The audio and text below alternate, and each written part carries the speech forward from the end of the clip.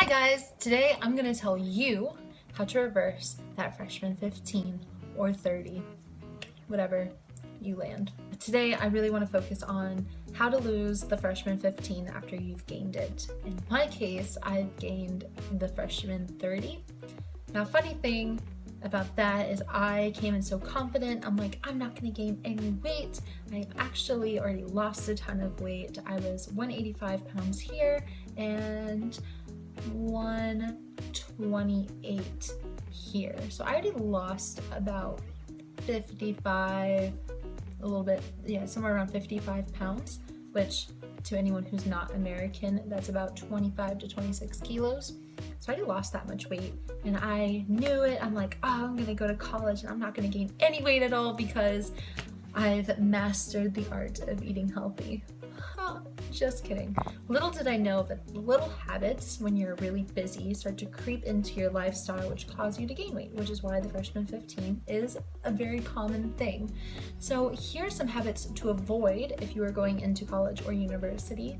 And if you've already gained the weight, don't worry, it will come off. It is not permanent. You are not stuck with it for the rest of your life. Thank you, Jesus.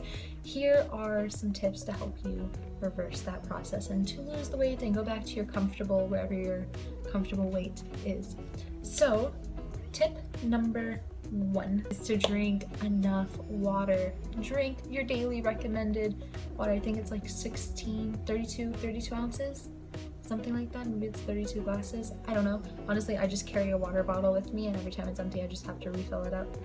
So if you're not drinking enough water, your body's gonna retain as much as it possibly can. You're just gonna feel bloated and you're gonna have that nasty, if when in doubt, drink more water. Also, your brain, for whatever reason, can't differentiate between hunger and thirst. So sometimes you'll think, oh, I'm hungry, but really you're just thirsty because you skipped drinking water all this morning and afternoon and it's like 4 p.m. and your brain's like, oh, give me something. And you're like, oh, here, eat some more chips, granola bars, even healthy food. I think I ate about 50 carrots one night because I thought I was hungry. But you know what? I just didn't drink water that day. It was so bad. Okay, 50 is a little bit of an exaggeration. I probably ate closer to like 10. But just still a lot. Those carrots are big. Anyways, so that is the first thing. If you're not drinking enough water, start drinking enough water. And if you're going into college, if you're moving across the world to go to college, make water a priority. Just trust me, make water a priority. Okay, tip number 2, get enough sleep. I know it's hard.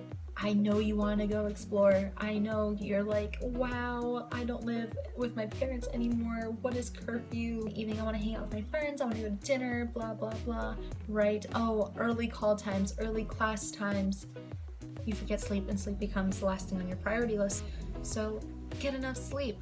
Find your happy sleep spot. Some people can go with 6 hours of sleep and be fine. Some people need 10 hours of sleep. The recommended is between 6 and 8. I personally sit happily at 7.5. If I get exactly 7.5 hours of sleep, I wake up ready to take on my day. Sometimes that means early bedtimes because sometimes I have a 6:30 call time, which means I need to be up by 5 o'clock, the latest. Wow, 5 a.m. is really early. But anyways, it's important. Get enough sleep. You need sleep. Everyone needs sleep. You need sleep for your brain to function and you need sleep for your body to repair itself. And when your body is repairing itself, guess what? It doesn't hold on to the unnecessary fat things that you don't want. So drink water, get lots of sleep. Tip number 3, make your food at home, put it in a container and take it with you. Stop eating out. You always tell yourself, I'll meal prep next week, I'll meal prep next week. But guess what? You're busy and you have a social life and it's hard to juggle college and a new environment and all these things at once. And I get it. I feel you on a personal level. Like it's a real place. I remember my first month here, I'm pretty sure I ate at Subway almost every single day. Subway. Of all places to eat in Australia, I went to Subway. It was actually the cheapest besides McDonald's and I wasn't gonna eat at Macca's, no thank you. So stop eating out. Find a day to go grocery shopping. Make it a priority. All these tips you obviously need to make a priority if you want them to work. and cook your own food. Go on Pinterest, let that be some of your downtime, going on Pinterest and looking up different healthy recipes that you want to try. And they don't have to be super expensive. I think I spend about $25 on groceries a week, and I eat very healthy. You actually spend more money eating out than you do eating at home or eating food from home. And you can find a microwave almost anywhere nowadays. So, if you don't want a salad, that's okay. You don't need a salad. Make a hot meal and then heat it up somewhere. So pack your lunch. Eat food from home. You'll eat better and your wallet will thank you. It will be so happy. Tip number 4. This one I am severely guilty of, and I'm pretty sure this is where I gained most of my weight. In college, university, wherever you are, stress is a normal part of life. And you're busy and sometimes you're emotional. All my females, you know what we're talking about. And for some reason, when you're stressed out or you're feeling highly emotional that day, you just want to eat. And the busier you are, the more you think about food, and it's like, oh, I have to make sure I'm eating enough, and then you just binge. You just eat so much food. You just have a heyday and again, eat 10 carrots in one sitting because obviously 1 carrot's not enough. So stop stress eating. Find something to do when you're stressed out. Go for a run. Color, honestly, it's like, no, we're not 5 anymore, but coloring is very relaxing. Journal, write, do something creative, use your brain. You think like, if I need to relax, why am I going to use my brain? It's like, actually, because it switches your attention off of the thing that is stressing you out into something that's enjoyable. So find your stress hobby and just make sure it's not food. Just let that go. No more emotionally eating, no more stress eating. Stay out of the kitchen, go to your room, go outside, go do something, just get away from the fridge and the pantry. Chips are the devil. They're not the devil, but man, sometimes it feels like they are. Tip number 5, speaking of eating and food, be mindful about what you're eating. Think about it, like put effort into your meals, like cook them and plan them out in advance. Count the macros or the calories, and everyone's like, you don't need a calorie count. No, you don't necessarily need to calorie count. The truth is, if you eat healthy, you don't really need to count your calories, but sometimes it's just good to know what you're putting in your body. Read the ingredient label thing. Like, it's there for a reason. See what you're putting into your body. Be mindful, think about it, put in effort, be intentional about what you're feeding yourself, because, well, you are what you eat. So if you eat junk, you're gonna feel like junk, and if you eat great, you're gonna feel great. It's very true. And then tip number 6, do at least 30 minutes of movement a day. It doesn't have to look like some crazy workout. You don't have to go running for 30 minutes. You don't have to do some crazy 30-minute exercise. Just do something for 30 minutes.